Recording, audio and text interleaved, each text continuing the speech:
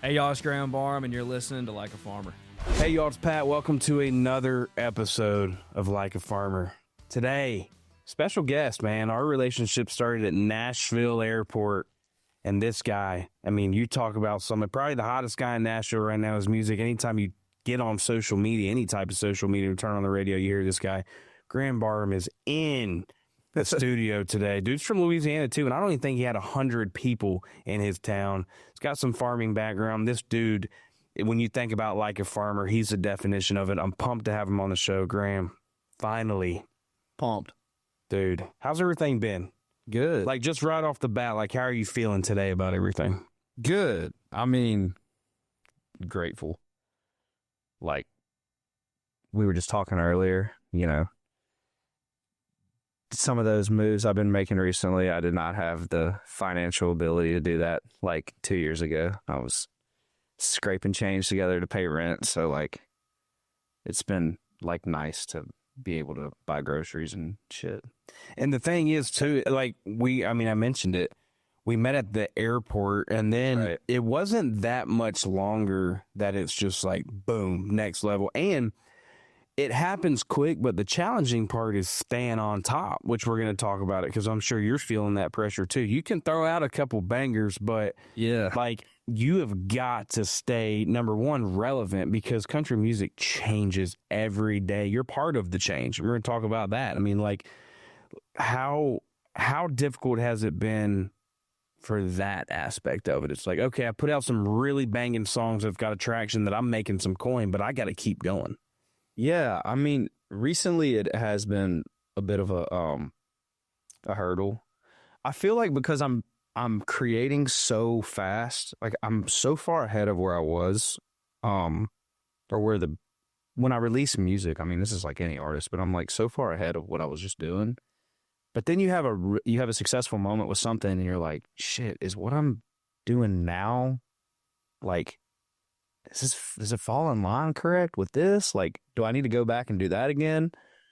And yeah, so I haven't been in my head about it too bad, but I have been like, okay, I'm living on a TikTok prayer. You know, you're kind of just like shooting into the algorithm, being like, please work.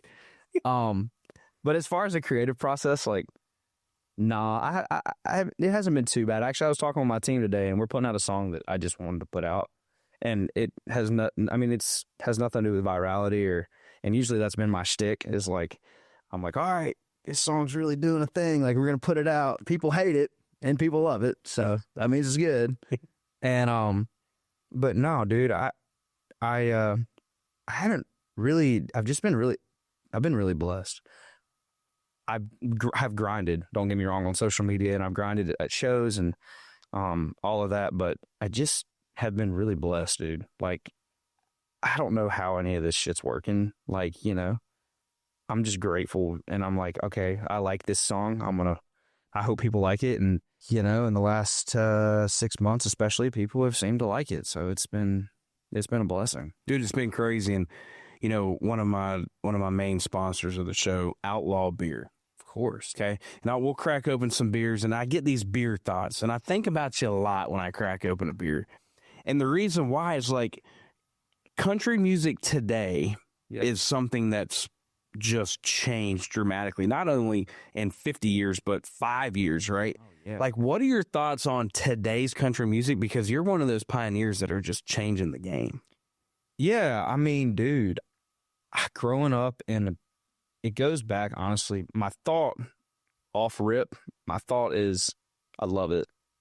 Obviously, I love it because I'm able to do what I want to do.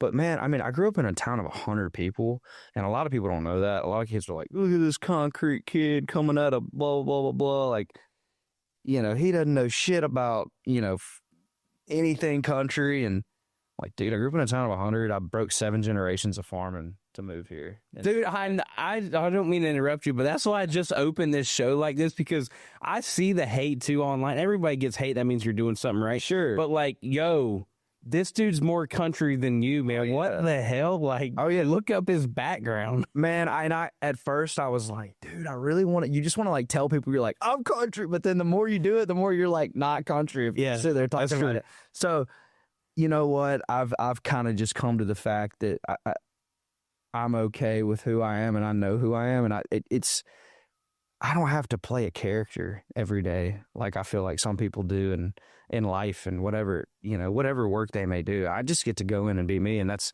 a kid who grew up in the middle of absolute nowhere, who listened to 60% of the time was listening to rap music, and which is a product of what I'm doing.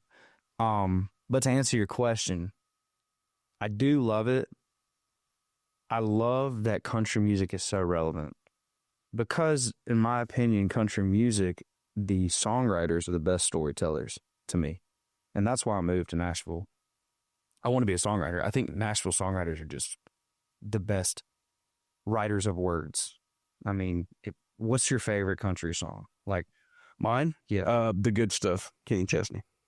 Why do you love that song? Because of the story that it tells. Right? Yes. I mean, I might be saying, like, she got a body like old money, but, like, there's a story there. The whole song is a story. Did you write that song like 100%? No, hell no. Okay. No, dude. I have wonderful people that help me bring those to life. I co-write every day I'm home. I wrote those. I actually write like 90% of my music, 90 to 95% of my music with my childhood best friend. Oh, wow. Who signed Ashley Gorley when we, yeah, he wrote the new Hardy single, actually. He wrote that. Shout out Hardy. Yeah, I know, right? I saw that and I was like, my boy. But yeah, my boy Bo Bailey, he and I, that was his idea. He's got all my ideas, dude. He is who I am. I get to sing the songs he writes. So what is like the background story of Oil Money? Dude, it really, man, all right, hear me out. It wasn't a confusing thing to me. It made perfect sense in my head. I was like, he came to me with the idea and I was like, dude, this is genius. Yeah, I love this. But then it kind of turned into a thing where people were like, what the fuck does this mean? And I was like, it makes perfect sense. Have any of y'all ever been to Texas and seen somebody like where they got iron horses out there pumping, like draining oil out of, turning it into Cartier necklaces and big ass houses? And I mean, dude, some of these people have like more money than they know what to do with. It's true. Most of them. Anyway, he was like, dude, I think we should reference a story, something that you've experienced with a certain person and, tie it in with this idea. And I was like, dude, that's awesome. And then I had to go on stage in Europe right after it dropped because I dropped the song and then went to Europe. And the first thing they asked me was, what does it mean? And, I honestly didn't know because I had heard it. I had thought about it so many times and it made perfect sense to me until I was like, I don't know. Like we were playing and that night I ran into Dirks and he was like, you got a body like old money. Like everybody when I see him sings that one part and I'm like the one trick pony right now. I've been singing it all day. Ask Sam. I'm like, I can't get this fucking song out of my head. Yeah. And they're like, what's that mean? And I'm like, I've heard it. So many people have asked me now that I'm like, I don't know. I knew what it meant at first, but now I don't really know. It all had me so confused right now. It'll have me confused. Yeah. But no, he had the idea. He's like, dude, this would be so cool. And we've just been trying to take titles or like ideas that, I mean, you write the same song or the same song's been written like 400 different times, right? That's like what's songwriting is. Nobody's really coming up with anything, new ideas. It's like girl, truck, beer, heart broke, shit, And so I was just High school football. Yeah. Sex if you're Riley Green. Yeah. I'm not that guy. I have to like get weird haircuts and do crazy shit online for people to look at me. Yeah, we can't all just like wake up and correct. Yeah. Yeah, like you were chiseled from stone. Yeah. Yeah, nah. But yeah, dude, we were just trying to figure out like what are cool like different like weird things to say. And that was something that really stood out to me. And honestly, I didn't know it was gonna be that big. Dude, you can, and then you drop it, and then you got my girl Sydney Thomas on the show, man. She's the shit, dude. She is. She's opened up this season for me. She came on the show, and like, she is just so well spoken. She's just a good down home, like cool, like vibe girl that you just like to hang with. And she's smart as hell, honestly. And like she was very well spoken.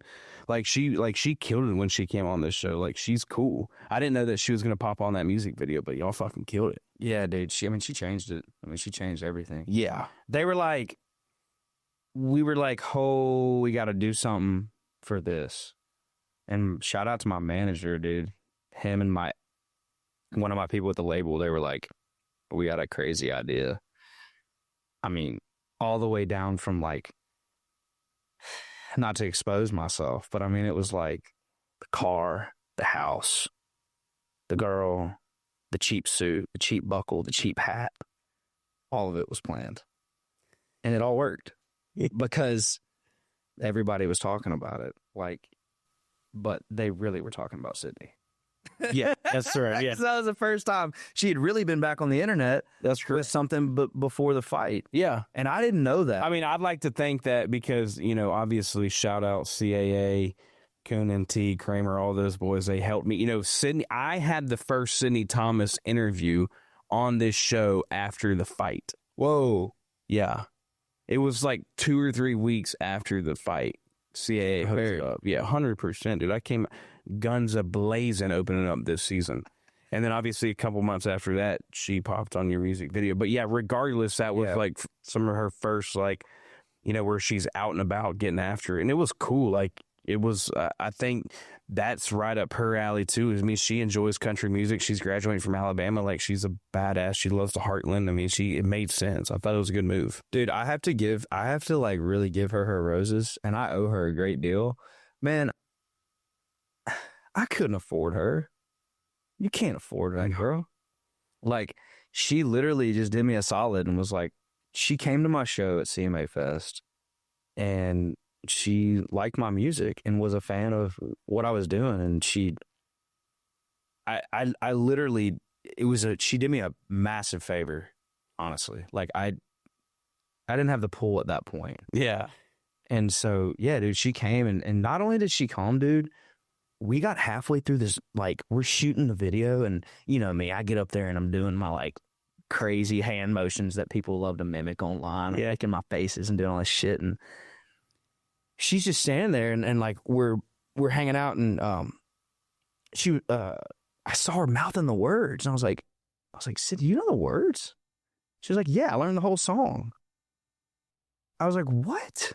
She's like, yeah, I learned the whole song. I figured you wanted to like do some like lip syncing type of stuff together. I was like, damn, that is so cool. Like, she showed up prepared. Dude, she goes like, above and beyond. Like, it's crazy. It was dope. And we're talking about like all of her past and what she wants to do and her aspirations. And I'm like, I did not give you enough credit before you came. And thank you. Yeah. Like, so much. So shout out Sid. Shout out her. I owe her a great deal. And then also what you do a great job and did a great job on this song is like, dude, these social media tools like TikTok, I mean, it's crazy. Like, that's the game now. Mm-hmm. And you've got to play the game. And you've done a great job on that, don't you think?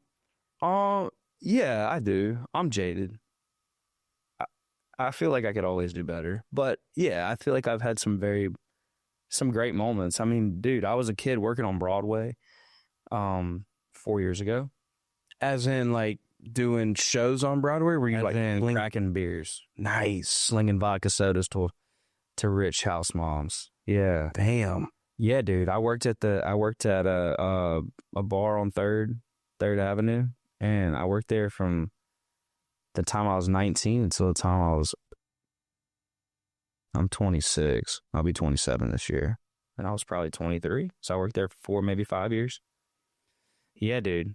And so I was making TikToks because my roommate I was living with at the time, he started this TikTok house called 615 House. Okay. And he was like, hey, bro. They've been blowing up. Oh, dude. Chris has been, like, always just figured out a way to make social media work. And he was like, I was about to move home. I was done, dude. I couldn't figure out how to... I didn't like what I was doing. I thought I was going to move to LA and try and, like, write some rap records for other people. I was sick of writing what I was writing. I wasn't writing any good country music, probably because I didn't have enough reps.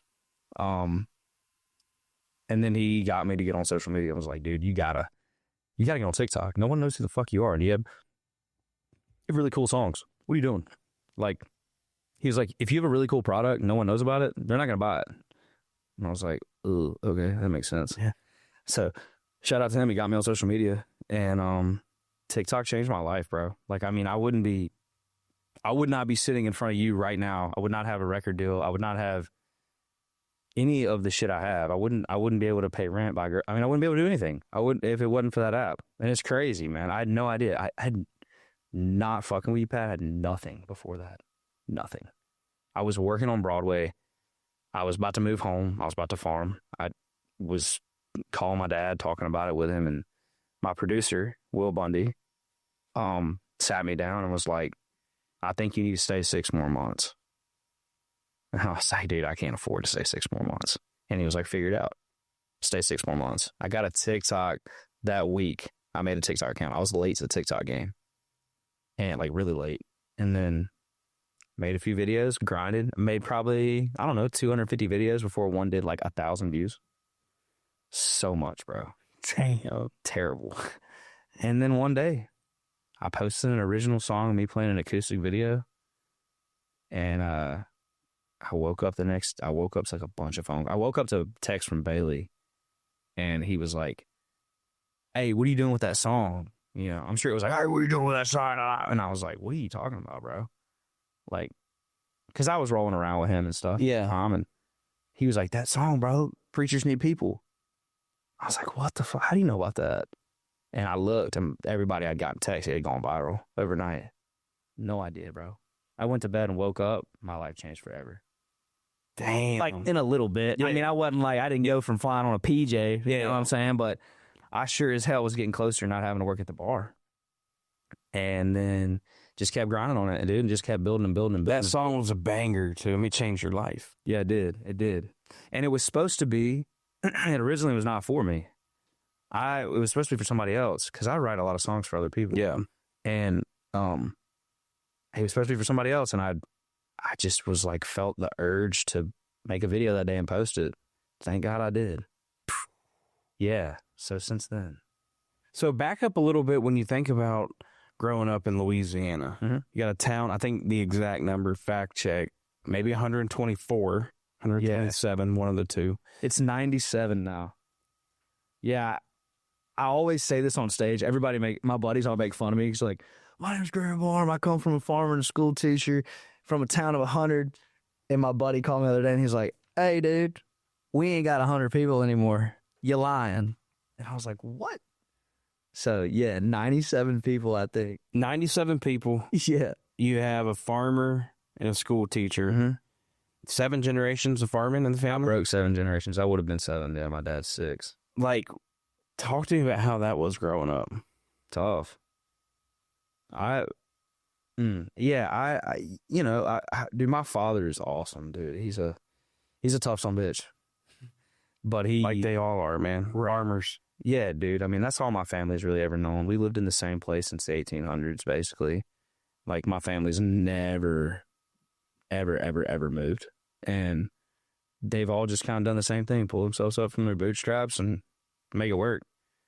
And which I owe him a lot from, like, that. Growing up in that small town, being really naive to the world has really helped me a lot in, like, my current state of life, because I feel like I get a lot of my work ethic from that. You know, it wasn't like a, you know, I know I don't want to get up and do this today. Exactly. Like, bullshit.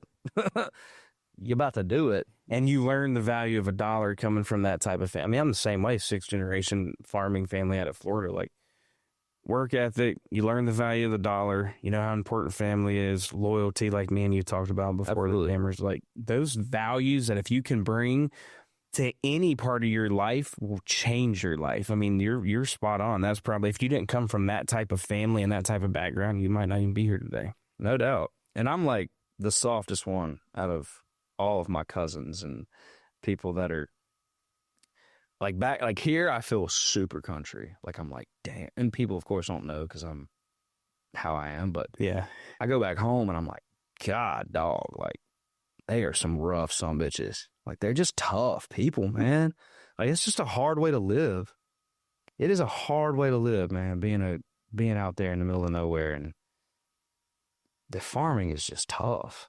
It's crazy. Like, my dad said something. It's really cool. I'd be ashamed if I didn't tell you this while we're in this conversation. But my dad, growing up, always said to me, I never knew how much money we did or didn't have because everything was always just good. It was always fine. Everything was cool. And my mother's very faith-centered. My father, too, but my mother especially is Catholic, like super Catholic. Don't go to church, go to hell type Catholic. Gotcha, yeah. You understand? Yeah.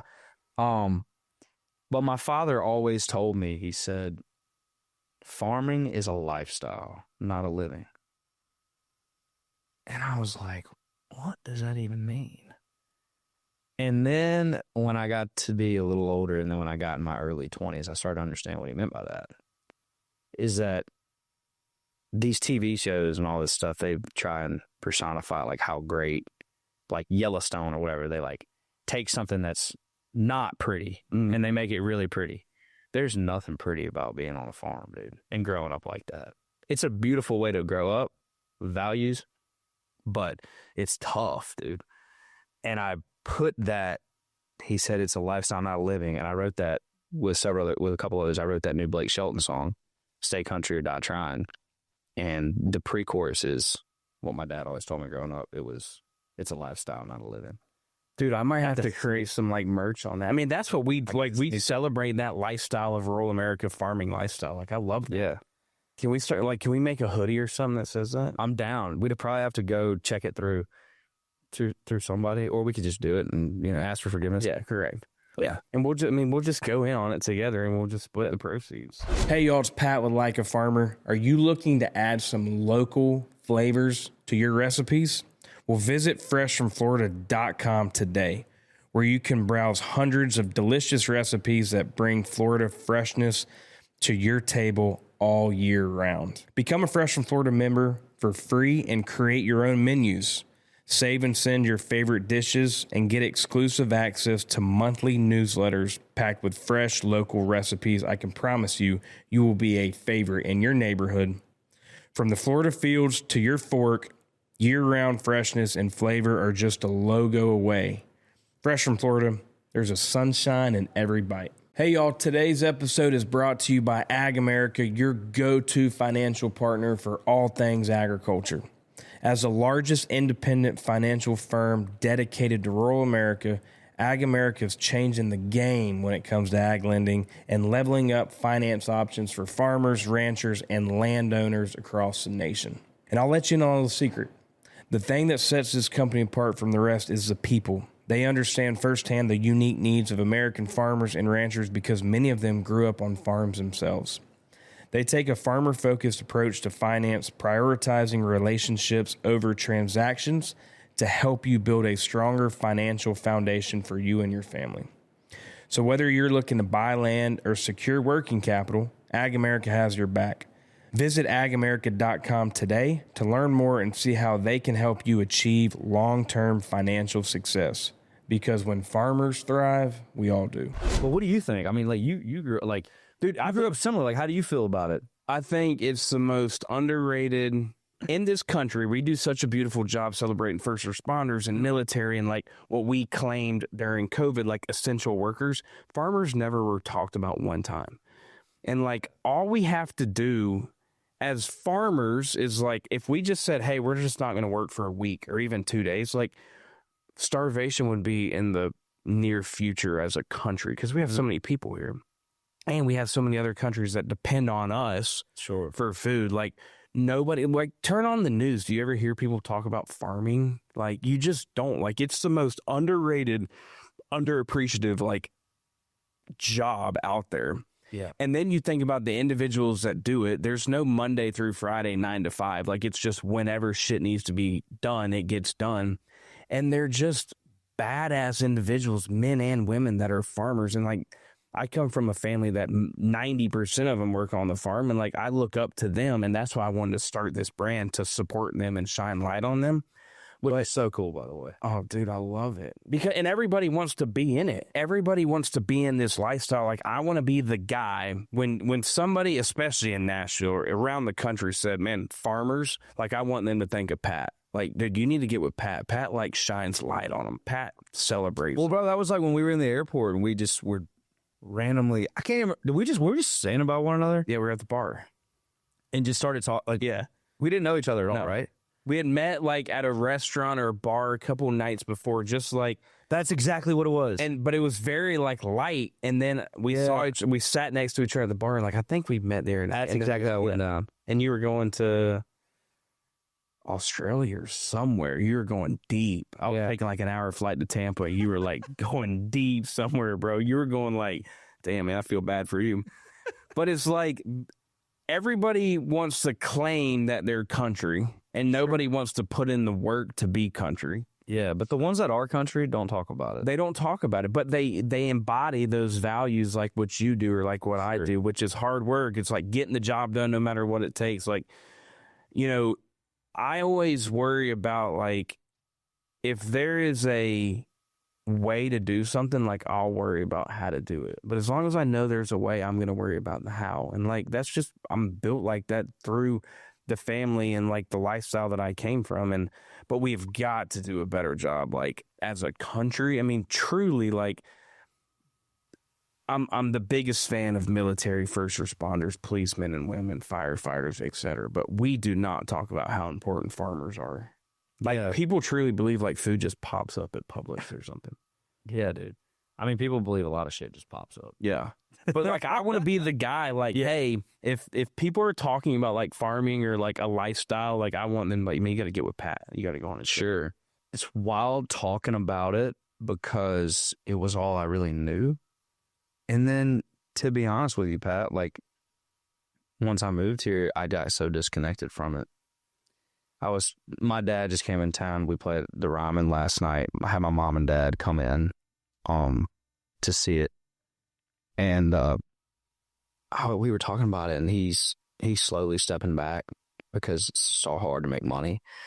And I was like, dude, that was just such a huge part of my upbringing. And now I've taken like we've said, but I've taken a lot of the morals and values from it. But that life feels like a lifetime ago to me now. I can't. I don't know. It was so much of what I did every day.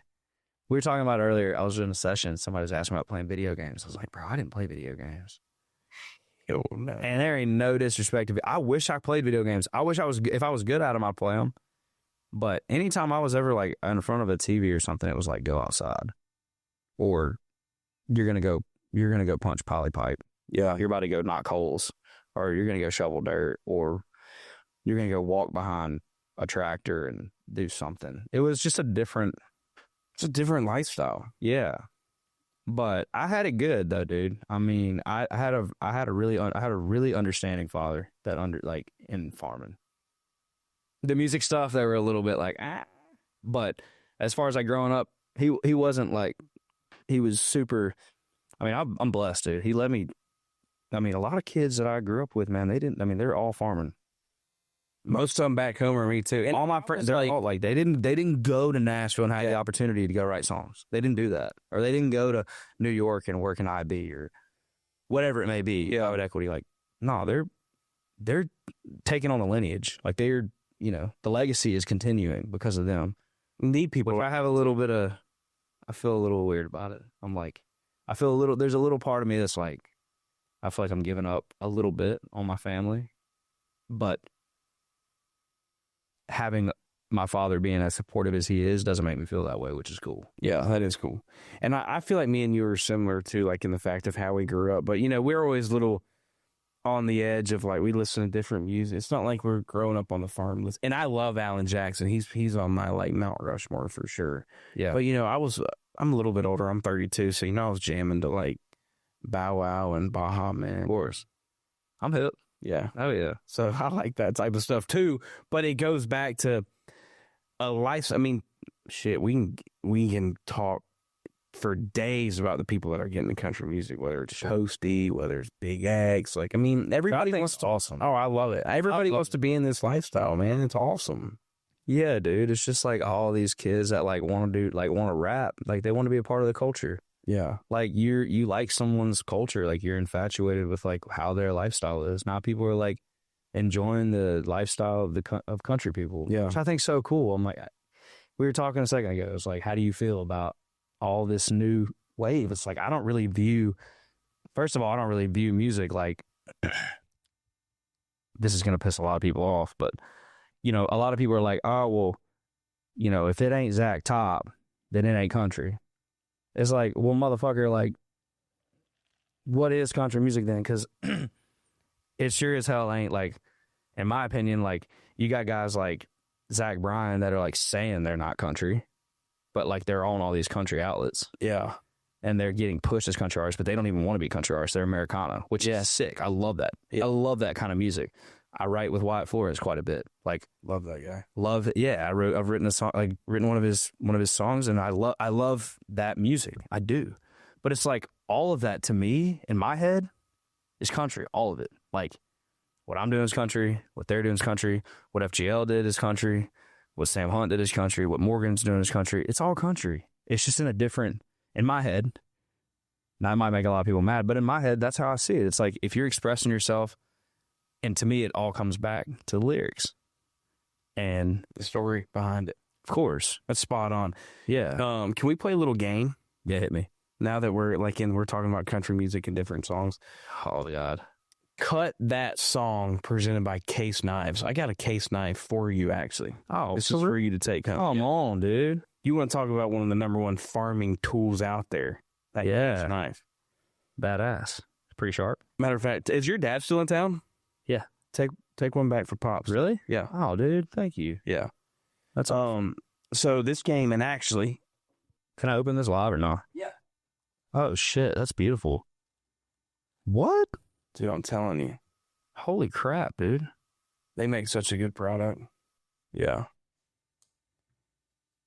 Oh, that's sharp as shit.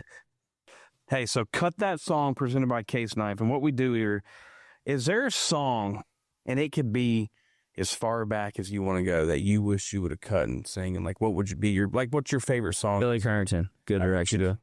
I don't know if I could play it right now. We'll play one that you could play. Okay. So what's a song that you think you could play right now that you wish you could have cut, and you might have to tune that up for yourself? Oh man. Oh, a song I wish. Can I play a song I wish that I could? Is there you asking me like any era? Doesn't matter. That's a song I wish I could put out, Yeah. dude. Cause when I taste tequila, baby, I still see you cutting up the floor in a sorority t-shirt, the same one you wore when we were sky high in Colorado, lips pressed against the bottle, swearing on a Bible, baby, I'd never leave you. I remember how bad I need you when I taste tequila. What a jam, dude. I cover it in most of my sets if I have enough time. One of my all-time favorite songs. God, it's a great song, man. What do you think about that, Sam? Yeah, it was great. Melodies, crazy. Justin Bieber's one of my favorite artists of all time. And that song reminded me of a Justin Bieber song. I could see that. Like if he was doing country. Yeah. But yeah. That's That great. probably I'm trying to think. What will be another one? I like the Americana too. I like a little bit of rock and roll. Red Dirt Road. Oh, dude. It's one of my top. Her daddy didn't like me much. My shackled up GTO. I bet a lot of people don't know what a GTO is. No, probably not. Dude, that was probably one of my top like karaoke songs. I can't sing worth a damn, but like, Yeah. I'll tell you who else I sing a lot of is Uncle Cracker. Oh, dude, yeah. Cracker Did he came- sing that song? Like, on the flip side of my pillow. And did he sing that? Or that Andy Grammer? The Andy Grammer. But Follow Me, What song? What does he sing? Drift Away. Like, Yeah. jam. Absolutely. Absolutely. He came on the show too. For real? Yeah, a couple days ago. Badass. Yeah, he's Smile? Yeah. Oh, was that him?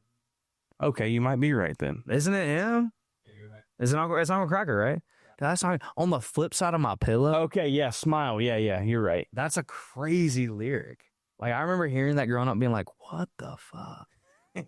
These people are really thinking out of the box. Yeah. Like, he actually, dude, he's got an unbelievable story, man. You talk about a guy that was from Detroit. We're talking about like in the damn mud, dude. Eminem days, like Kid Rock days, Detroit, Michigan. Like, damn. I mean, they would go to teen clubs, rap battles. You know, they were rappers back in the day, man. Sure. Yeah. And he, just a great song mind, and he's a cool dude, man. And he just released a record a couple months ago. He's getting back into the game.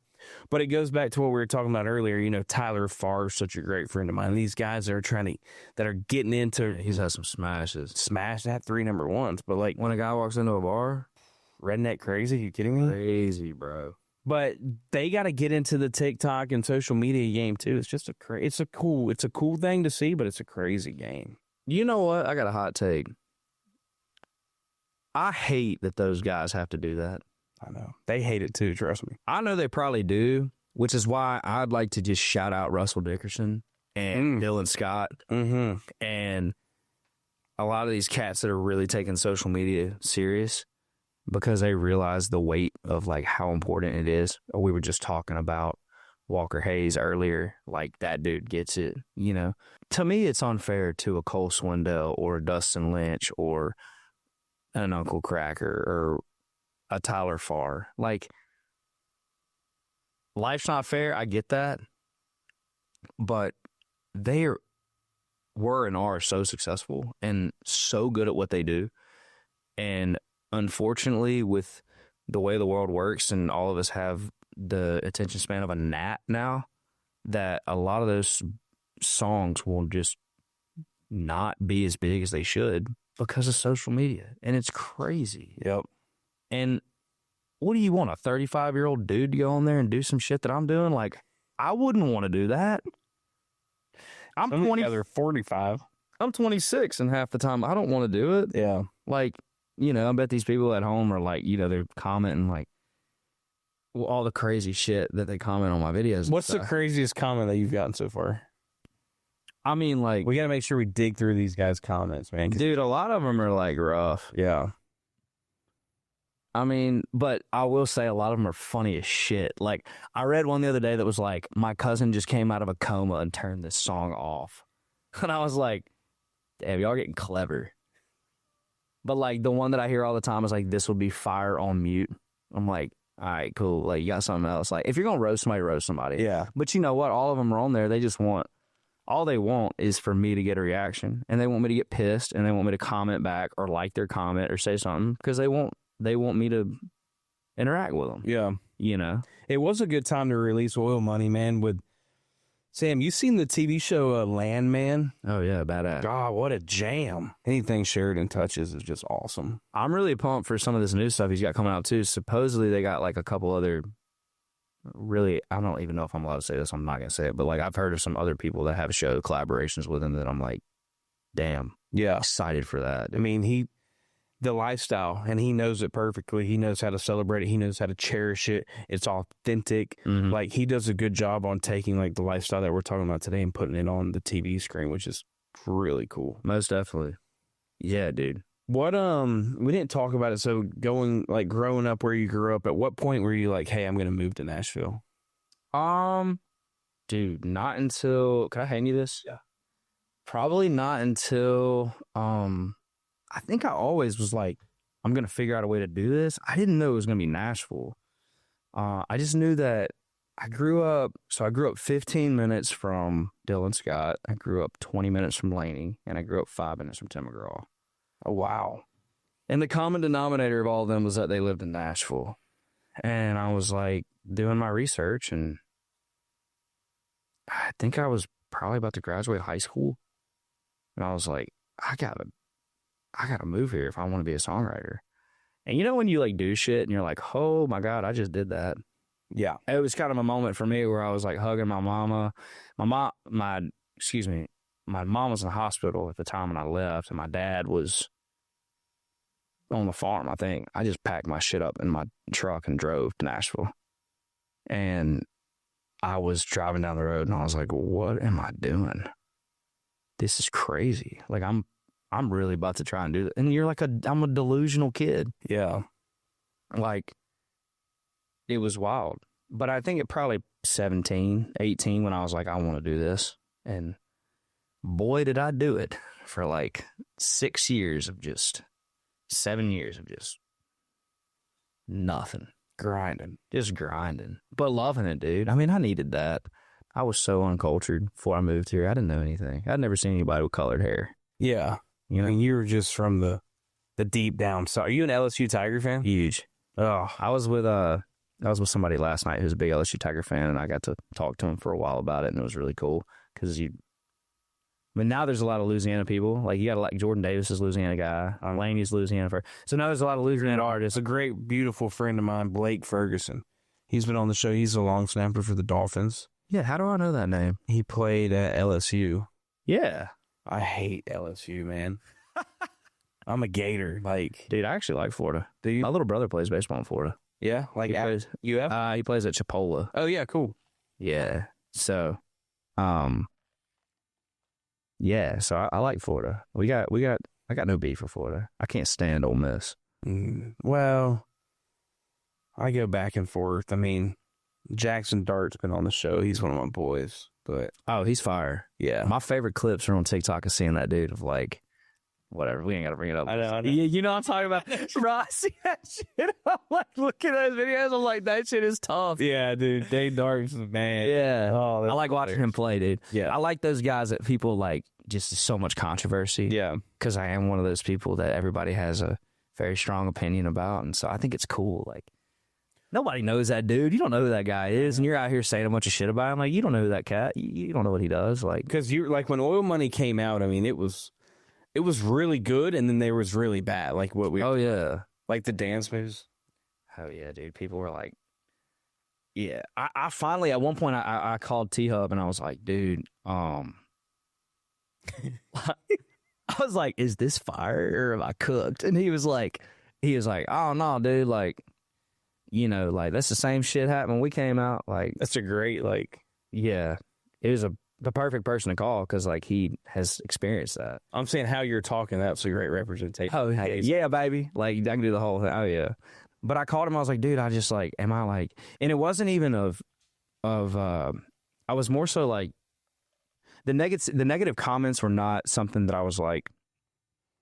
I was worried about for, like, my mental health.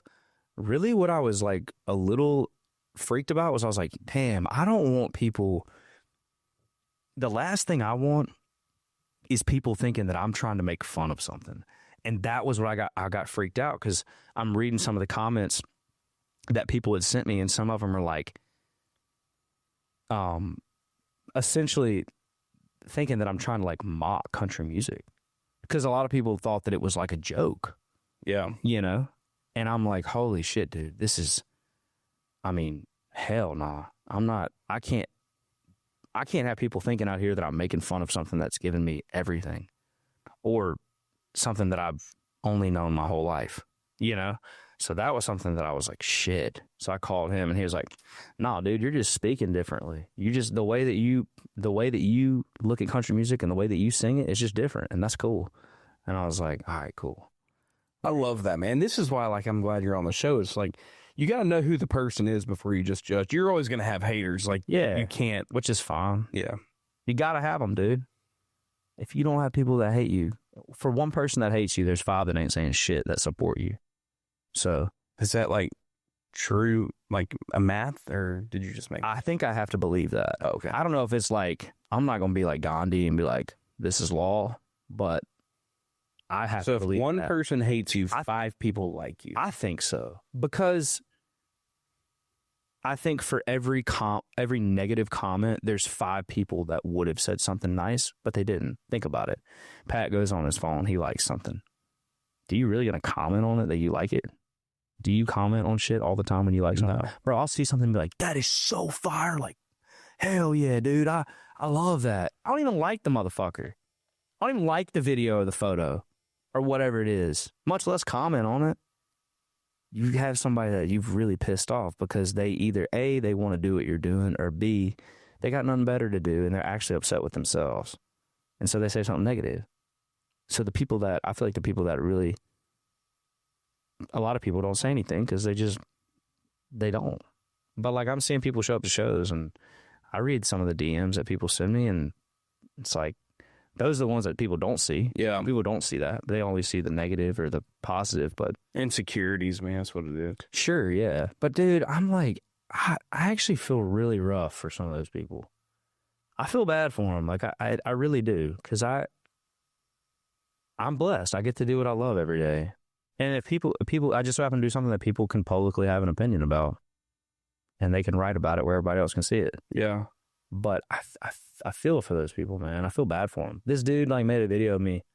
He was like shitting on me, and it was like he was doing it for views. Obviously, like he's like, "Where's this skinny fucker from? We need to deport him." Blah blah. Blah. I don't know if you've seen this video, but it was funny as fuck, dude. We gotta pull that. Y'all gotta pull this video up. It was hilarious. But anyway, I thought it was so damn funny. But supposedly, and this is just me, like, having, I guess, thicker skin than most, but like I thought it was funny as hell. And I sent him a DM. I was like, bro, this is so damn funny. Like, hell yeah. Like, God bless you. Hope you're having a great, like, cheers to you and your family, whatever. And he made another video and was like, man, I made fun of that kid and I feel bad about it. Cause I mean, shit, he might be a good guy. I don't know. I'm not going to stay. I'm staying on my word. But it was like, dang, a lot of those people, bro, like they just, you know, they want a reaction or they're trying to get views themselves or they just want some kind of like validation. Yeah. I mean, do you think somebody comments like this shit is fire on mute on a video because they like really feel that way or because they want a bunch of people to like that comment? Because that's all that's true. That's Yeah. the dopamine Who can hit. get like the Highest most negative like, comment. yeah. That's the dopamine hit for him. yeah, or like the dislike button. Yeah, dislike button or whatever. Yeah. I mean, dude, that's people just trying to get a dopamine hit. Yeah. And that's fine. Because, you know, first, like I said, the one person that hates you, 5 like you. What was the first thing that you bought like when oil money really started bringing in some serious cash?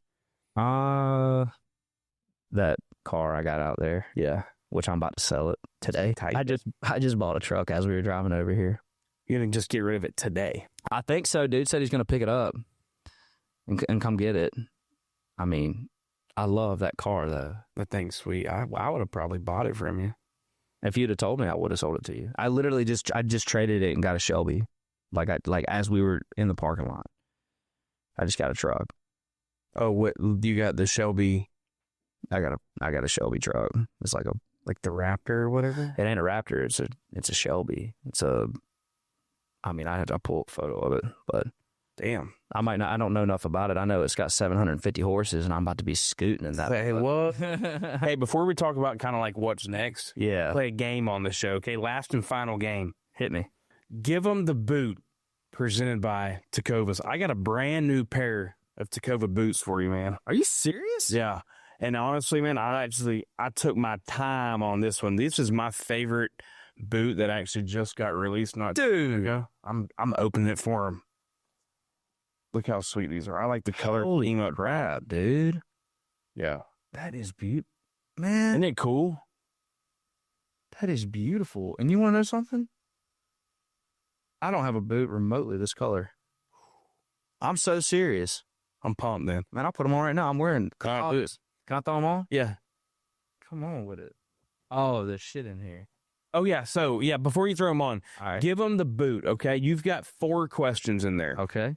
Now, you don't have to answer all of them, but if you give one of them the boot, that means you have to answer the rest of them. But you can answer all of them, and you don't have to give any of them the boot. Okay. Give them the boot. Question 1 presented by TECOVAS. Who would be a dream collab to have on one of your songs? Oh, that's easy. Either Wallen or Bieber. 100%. Those would be 2 good ones. Be fire. Yeah. Best advice you've gotten and from who? I would definitely say Sam Hunt, 2000.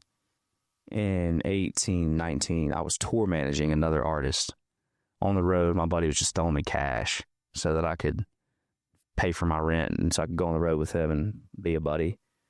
And he told me that it takes enough social awareness to know that you're not the smartest person in the room, but you're smart enough to be, excuse me, let me get this right. You're smart enough to know that you're not the smartest person in the room, but you're just dumb enough to keep going. What I thought was so cool, because somebody that's doing what we're doing, what I'm doing, is you have to be the appropriate amount of delusional. So That's great advice. that sticks with me a lot. Best tour story so far. Oh, man. I've been on some awesome tours. I saw best tour story, dude. Toy Story. Best tour story. I played a club in Texas, and I watched Iron burn an 8.5 gram joint on stage. And the whole place was so smoked out that, like, you couldn't see in front of your face. We're in this club, and I guess they had told him, like, he can't smoke in here. Dude, you can't tell Ern he can't smoke. He lit up a zombie finger, dude. It was like that big. Smoked the whole place out. It was a lit show. Bro, some of those guys can smoke weed and just sit like, and it doesn't phase them. Dude, I've never seen somebody face a blunt like that guy. Like, if I took that to the dome, like, number one, throw me through Mickey D's, give me a couple 20 pieces. 100%. But then I'm kind of laid up watching Oh, yeah. Landman or something. Bro, he could, like, smoke that and then write the best song you've ever heard. I don't know how he does it. He doesn't phase him. Nah. I'm going straight to the cookie jar, bro. 100%. I'm cooked. I'm in the couch, bro. I'm in that thing, bro. I'm watching, like, Planet Earth, so, like, I'm calming my nerves. You know what I'm saying? Like, I'm watching something like super calming. Like, you know what I mean? Oh, yeah. And, like, I'm not about to watch the episode where there's, like, lions and tigers and shit. I'm talking about, like, fish. Yeah. I did something where it's, like, a weird ambience of, like, music, like, ambient sounds in the back. Yeah. Yeah. And then immediately you got to check your DMs the next day or something. Like, shit, no, I can't do it. Yeah. Nah, not for me. Yeah. But kudos. Kudos for sure. So what's going on next, man? Tell me some exciting stuff you got going on. New songs, new tours. Yeah, dude. Currently, I'm on tour with Dylan Scott. Yep. And it's awesome. Doing a bunch of festivals. And then I'm going on my first headline tour in the fall. Yeah. So, First one ever, dude. Yeah. I've been opening for like 2.5 years. Which is good. I'm glad that you know DJ Silver. Yeah, I know of him. Yeah, like, great dude, man. And we'll talk. He's very informative and just educational in this space. Been doing it a long time. But, like, we talk about opening versus headlining, especially these young cats, man. And even you, it's like, dude, take your time, go and open. And then when you're ready, like, headline, like, open and do festivals and then go and headline. And, like, I think this is a perfect time for you to go headline. Like, because I would have already thought that you've already done one or something. It's like, no, dude, that's fucking great then. Yeah, man. We're doing some small rooms and just gonna try and Where are you going? literally everywhere. 28 shows. Coming to Florida in here? Yeah. I think so. I'm pretty sure. Tampa, maybe? Yeah, that's where I'm at. Nice. I think so. Probably the Bull, maybe? Yeah. Maybe that area. I don't know. That might be too big of a venue. We might be. No, you could do the Bull. But we're playing somewhere around there. I But think Bull's like 1,200. I think we're more in the like 500 to 500 range. So we might be playing a different venue, but I have played the Bull. Oh, you have? I played it with Chase Matthew, yeah. Okay, cool. But yeah, dude, 28 headline shows. I'm really excited. I've never really had a moment to be like I love being a hype man. I mean, Who are it's you like going to my bring whole out thing. with you? I don't know yet. There's one kid, too, out of Anna Maria. Yeah, Dylan Catrone, man. He's like a sublime Oh. cat. You've seen this guy, I'm telling you. Oh, I know that, guys. 100%. I like him. I think he's great. I don't know how well he pair up with people, you know. Yeah, I don't know. Forget about it. Like, that's the problem. Like, dude, honestly, that's been the problem. Like, there's not a lot of cats that are like doing this crazy left to center thing. There are a lot of people putting out banging music, but I'm like trying to think of, I would like to bring somebody out that's like doing something kind of what I'm doing, I guess. Or I thought about bringing somebody out who's just completely opposite. Which I'm a fan of a couple of people in town, but also, I mean, the reality is, Pat, like I'm not playing these huge rooms, and so, and I don't know how big or small I am. I don't really know. I know for a fact my music is a lot bigger than I am. Like, Yeah. I can go anywhere in town. Nobody's going to know who the fuck I am. Yeah. Like, I saw this video of Hardy where he was, like, riding around in a car. Yeah. Nobody know who he was. Like, I feel that. Like, no one knows who I am, which is sick. I don't care. But I'm wondering, like, what... I don't know exactly. I know what a Grand Barham, like, listener kind of looks like. But I don't really know what that demographic is 100%. So I'm trying to figure out who is somebody that would fit well. Because the last thing I want to do is bring somebody out who's just, like, not going to get the roses that they deserve. That would suck, dude. Yeah. My agents and everybody, I've been fortunate. Like, I've been able to go on some great tours, and it matched really well. And I want to be able to give that opportunity to somebody else. So I've actually been putting quite a bit of thought into it. So if you got anybody that... I'll be texting. Yeah. Tell me. Well, I want to figure out, I'm going to do something for the Florida show. I'd love to. That'd be awesome. Yes. Please. But yeah, I'm trying to figure that out. I'm really excited too. That's like something I've been an opener for so long now. Like, I've opened for solo acoustic. I've opened Who's been your favorite one to open for? Dude, I have had an awesome experience with every single person. Yeah. I honestly can't say, like, my first tour I ever went on was Kid G. And that's my dog. Yeah. That's my boy. Be an epic one. That's my little bro. And I opened up solo acoustic for him. And, and then I did Tyler Braden solo acoustic. I did Chase Beckham solo acoustic. I've done Dylan Scott solo acoustic. Like, I've done all these shows, just me and my guitar. And then finally I've been able to, I've gotten in the car, taken a flight, drove 4 hours, stayed in a hotel for 3 hours somewhere, thought I was going to get killed in Motel 8, got up, drove somewhere else, played a show, like grinding. Yeah, now we got the full band. I'm like, all right, who's going to do that shit? Yeah. Who's going to come out and fear for their life in an extended stay hotel and then drive 4 hours to come play for 500 people?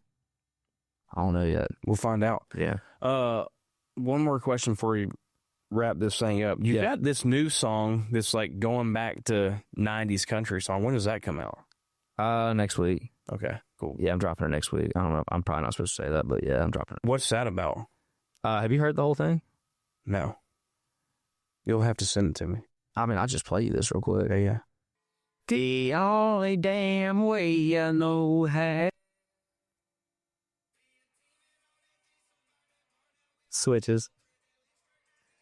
Damn, you got my ass in. Yeah. Dang. So that was just my way of being like, I can do that. Bro, how do you not know Walker? Like, you and Walker on the road together is like the 808 stuff. Like, y'all. Yeah. I'm telling you, man. I'd love that.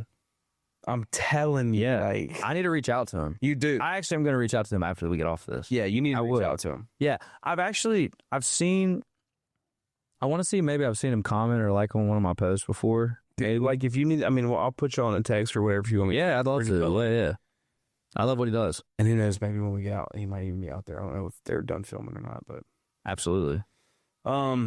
This has been awesome. Yeah, dude. I feel like we could continue to talk for hours. I'm pumped to see, like, what's coming down the pipeline for you. And, like, I'm so pumped for you, man. I'm giving you your flowers. Like, the shit that you're putting out that's just so out of the ordinary, like, that's bumping. And people know that they love it. And there's some people that, like, just want to hate the hate. But, like, to get you on the show to, like, hey, man, this dude is way more country than you. Like, yeah. This dude, like you need to understand who this guy really is. So I'm glad that I get to share some of that story. And yeah, it's cool. This is the first time I've really gotten to speak in front of anything since, like, I haven't been on a pod or said anything publicly since the song and stuff. So it's been cool. And I want to, like, also preface, like, you know, I'm not trying to be somebody that's ever being like, I'm more country than you or anything. Like, sure. It's not even, I have no ego. There's no I have no animosity toward anybody like that. I simply just like want to share my story. Yeah, and you haven't done that. It's just me in the background, like, damn, man, like, y'all don't really know this. Yeah. Like, And it's cool. I appreciate you giving me the platform to like come out and really get to speak, because I feel like I don't do a good enough job of letting people know who I am, like me. yeah. Just because I feel like a little bit, I like people really not knowing who I am and just letting them talk shit, or if they love it, love it. But I need to do a better job of letting people know who I am. You do a great job of that. I feel like I know who you are from the internet. You know, I feel like people don't really know who I am. They're just like, this kid puts out like cool stuff, or he doesn't put out cool stuff, and you know, who is he? So I appreciate you giving me the opportunity to come on here and like just like speak and talk about it. So a lot of fun times ahead, man. Appreciate you. And as always, I appreciate y'all tuning in every single Wednesday. Catch me on YouTube or wherever you listen to your audio podcast. Also, June 7th, the Red Bull Rancher Strong Games in Cowtown Coliseum in Fort Worth. Catch me, my co-host Noah, Atmosphere TV, June 7th. We're going to have a great time in Fort Worth. Super excited about that. As always, comment, like, subscribe, share, do whatever you got to do to be like a farmer.